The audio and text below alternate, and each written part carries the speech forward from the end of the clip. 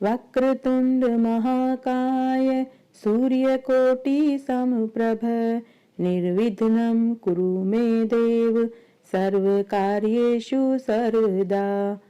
वक्रतुंड महाकाय सूर्यकोटि समप्रभ निर्विघ्नं कुरु मे देव सर्वकार्येषु सर्वदा।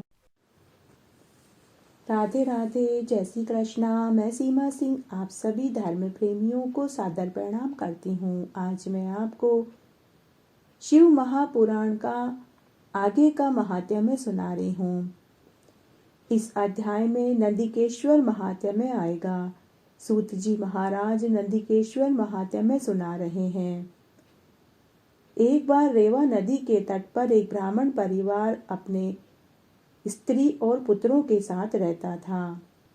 एक बार वह श्रेष्ठ ब्राह्मण अपनी स्त्री को अपने दोनों पुत्रों को सौंपकर काशी गमन करने चला गया। काशी में वह ब्राह्मण मृत्यु को प्राप्त हो गया। जब दोनों पुत्रों ने यह सुना तो उन्हें महान दुख हुआ।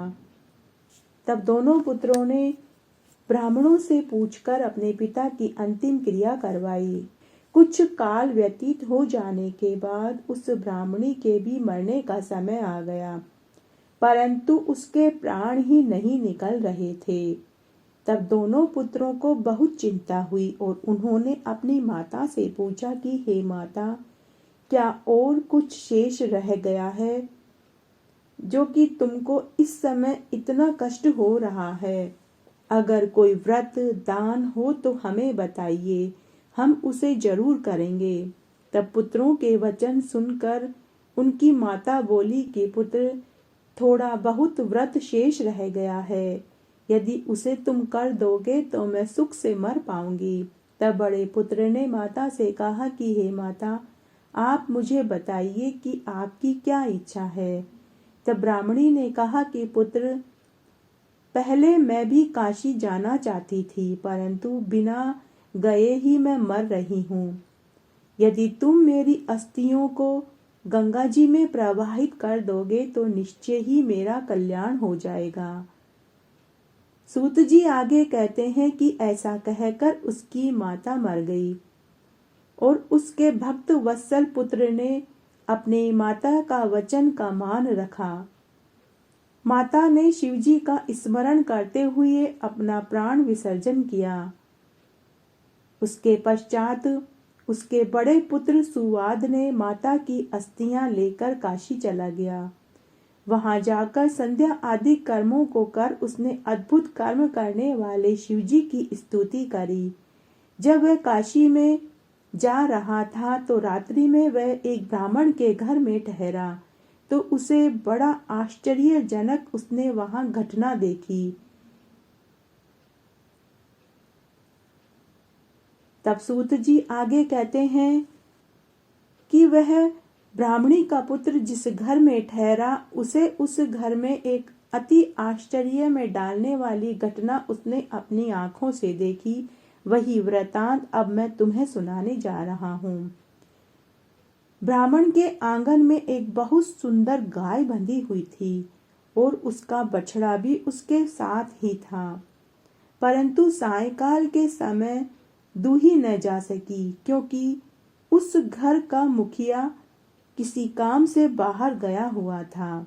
जब रात में वह घर आया तो गाय को दूही न देखकर उसे बड़ा दुख हुआ।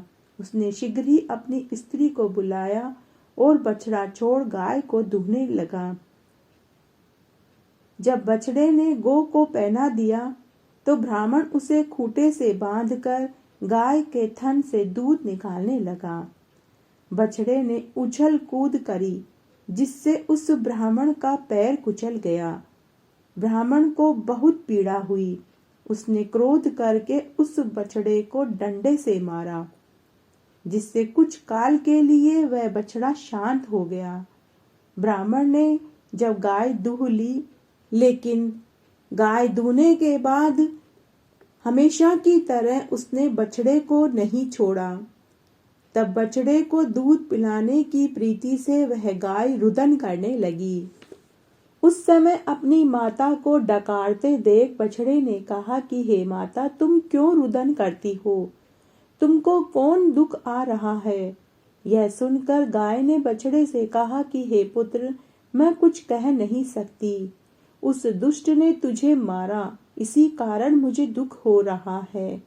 अपनी माता का वचन सुनकर बछड़े ने अपनी माता को समझाया कि हे माता, प्रारब्ध के ऊपर संतोष करना सीखो। और वह माता से बोला कि क्या करें, कहाँ जाएं, हम कर्मों से बंधे हैं। जैसा पहले कर चुके हैं वही भोगते हैं। हंसकर कर्म किया जाता है, रोकर नहीं किया जाता। कोई सुख दुख का देने वाला नहीं है। अपने किए हुए कर्मों का फल ही हम भोगते हैं। अपने कर्मों से ही सुख और दुख मिलता है। सब कुछ कर्मों में ही स्थित है। इसी से तुम मेरी माता हो और मैं तुम्हारा पुत्र हूँ। ये जितने भी जीव आदि हैं, ये सब कर्म से बंधे हैं। इस कारण हे माता, तुम चिंता मत करो। तब गाय अपने पुत्र के इस प्रकार ज्ञान पूर्ण वचनों को सुन पुत्र शोक से दुखी होकर बोली कि हे पुत्र, मुझे सब ज्ञात है। सब जीव कर्म के अधीन हैं। तब भी माया में फंसी हुई मैं दुख को प्राप्त हो रही हूँ और रुदन कर रही हूँ, और मेरा दुख छूट ही नहीं रहा है। तब माता के वचन सुनकर वह बछड़ा बोला कि हे माता, यदि आप सब कुछ जानती हैं तो फिर क्यों रोती हो? कर्म को बिना भोगे कोई उपाय नहीं है, अतः आप दुख त्याग करो। तब वह गाय माता बहुत दुखी हुई और एक लंबी सांस लेकर बोली कि जैसा दुख मेरे पुत्र को मिला है, वैसा ही दुख इस ब्राह्मण को मिले। हे पुत्र, प्रातःकाल मैं उसे अपने सींगों से ऐसा मारूंगी कि जिससे शीघ्र ही वह विदीर्ण होकर मृत्यु को प्राप्त हो जाएगा, इसमें कोई संदेह नहीं है। बछड़े ने कहा, नहीं माता, कदापि नहीं, ऐसा नहीं होना चाहिए, क्योंकि एक तो पहले ही न जाने ऐसा कौन सा दुष्कर्म किया है कि जिसका हम यह फल भोग रहे हैं। फिर अब ब्रह्महत्या का फल तुम क्यों भोगना चाहती हो?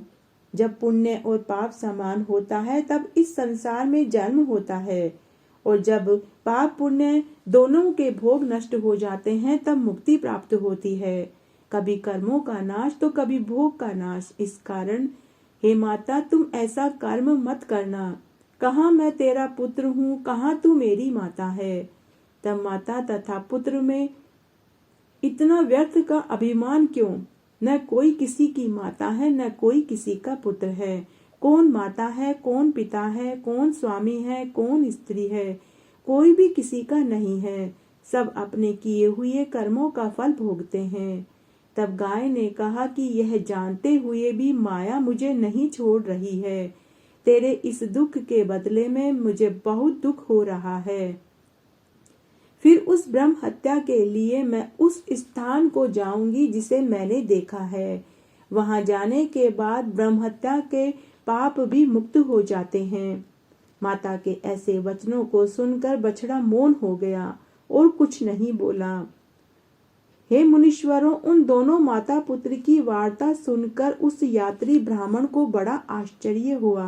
वह सोचने लगा कि अब इस अद्भुत समाचार को प्रातःकाल देख कर ही जाऊंगा तथा ब्रह्म हत्या विनाशक स्थान को भी देखूंगा। इस तरह यात्री में वह उस ब्राह्मणी का पुत्र जो अस्थियां लेकर काशी के लिए निकला था, वह वहीं सो गया।